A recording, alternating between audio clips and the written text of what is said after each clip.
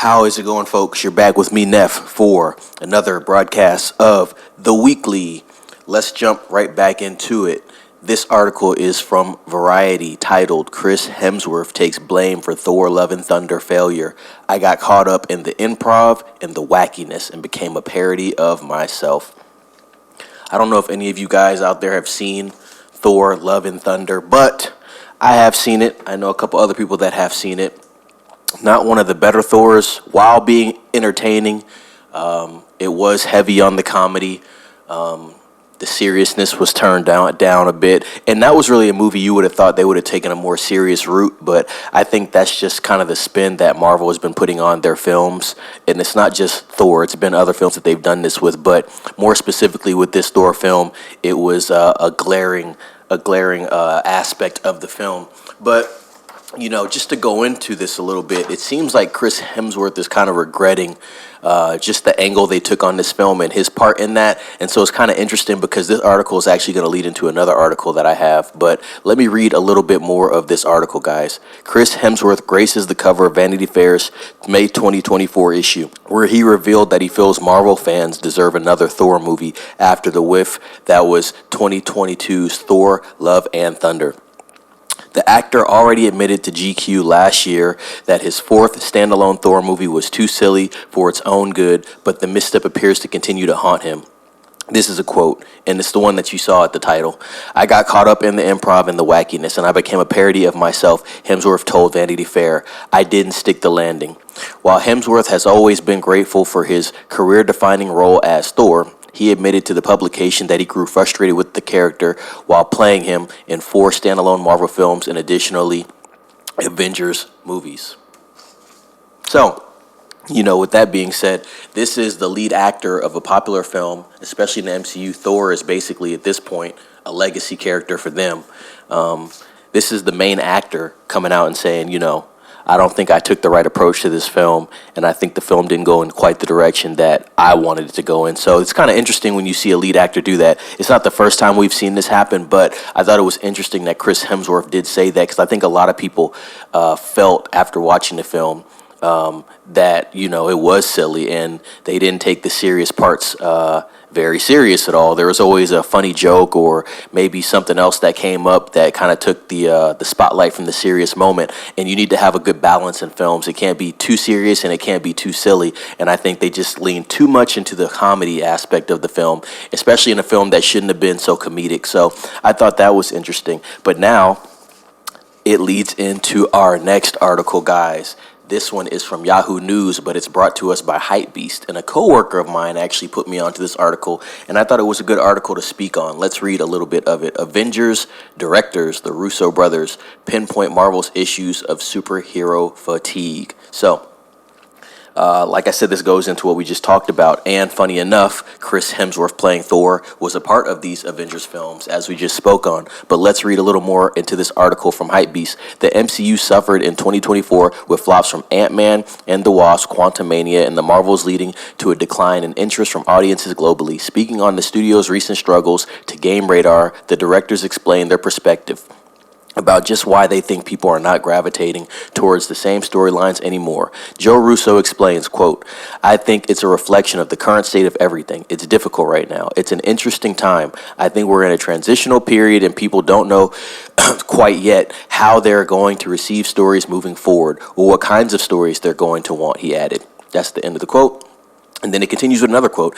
There's a big generational divide about how you consume media. There's a generation that's used to appointment viewing and going to a theater on a certain date to see something, but it's aging out. Meanwhile, the new generation are, I want it now. I want to process it now, then moving on to the next thing, which they process whilst doing 2 other things at the same time. It's a very different moment in time than it's ever been. And so I think everyone, including Marvel, is experiencing the same thing, this transition.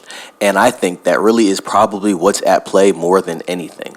So yeah, I'll leave the rest of the article in the description for you guys there, but I have to agree. I don't know if it's so much an attention span issue. I just think that people are tired of seeing the same thing over and over. And once you do get accustomed to seeing the same type of slant on each movie, especially when they're pushing the political views and just different agenda-driven aspects into films now, it just seems like, I've seen this before. So how many times am I going to go and spend $40 to watch a film and see the same thing that I saw in the last film? So I think that's what it is. I don't think it's really attention span.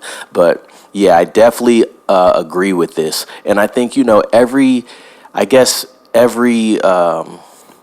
genre in film has its has its highs and lows, right? And every genre has its time period for success and decline. And so I do agree that I think the superhero film in general, outside of very few characters that you can actually bring to the cinematic screen, I think they've run their course. You have Batman. Batman, for the most part, is always going to do well.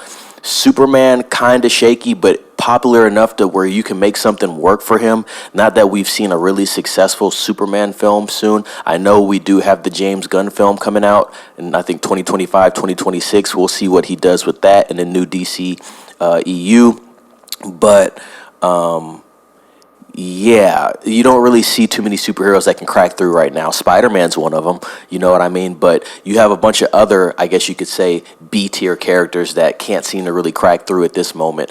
Marvel is still kind of desperate. I think they are working another Thor film. We talked about that with Chris Hemsworth, the last article. I think they're going to take another swing at that. And like I said, that's one of their legacy characters. So, that's one of their last attempts at trying to get something off the ground. I don't know what Marvel's going to do in the future with new characters that they're trying to introduce. I just don't think it's going to work for them because people are not gravitating towards those characters, number one. And number two, I don't think the stories are strong enough to keep people infatuated with looking at a whole slew of films regarding these new characters. And we'll also wait and see what DC has to offer in that aspect of filmmaking. Alrighty, guys, last article from Variety. Jeff Bridges returning for Tron Ares says de-aged character in Tron Legacy look more like Bill Maher than himself. Pretty funny comment there. Let's read a little more. Jeff Bridges is going back to the grid. The 74-year-old actor told the Film Comment podcast via the playlist that he is going to appear in Tron Ares, the third film in the long-running sci-fi franchise that Bridges inaugurated with Tron in 1982 and reprised with Tron Legacy in 2010. The new film stars Jared Leto as Ares with Joachim Roning, directing from a script by Jesse Wigatow and Jack Thorne. This is a quote from Jeff Bridges, I believe. I'm heading off this Saturday to play a part in the third installment of the Tron story, Bridges said. Yep, Jared Leto is the star of this third one. I'm really anxious to work with him. I've admired his work. When reached by Variety, a rep for Bridges said the actor taped the podcast a while ago and had already concluded his work on Tron Ares. So yeah, I think that's very interesting. And, I think the de-aging thing was a big deal with Tron Legacy with Jeff Bridges. Jeff Bridges is only really getting older now, so I think there is going to be some de-aging, but I do think the tech has advanced. Tron Legacy came out in 2010. It's 2024 now. So if they are working on that film, I think the technology is advanced enough to help with that de-aging process and make it still look more like a younger version of Jeff Bridges. I think this movie is going to be pretty good. I think visually it's going to be stunning as well, just like 2010's Tron was. I think that movie was very underrated visually, and I think that movie actually it kind of influenced a lot of the visuals that we see in sci-fi films now. But yeah, I think it's going to be very interesting. I want to see the spin on the story that they actually take with this to follow up on Tron Legacy. So if anybody is interested in Tron, guys, good news, new Tron is coming up. We'll see some more in the news about when they're going to have a release date and how shooting for this film is going. But, I'll be looking out for it. And if anything pops up, I'll let you guys know and keep you guys in a loop. With that being said, I think that's going to do it for today's broadcast. Pretty good broadcast, some cool articles, some good information there. All the links will be in the description if you'd like to read a little more into each of these articles. Yeah, guys, like, subscribe, comment, ring the bell for notifications. Stay in touch with the Popcorn Square podcast. We have another episode dropping on Friday. And always stay in touch with me, Neff, with another broadcast of the weekly, which will be dropping next week as well. And I will have some great information for you there. As always, guys, be safe, share with a friend, and we will chat soon. Peace.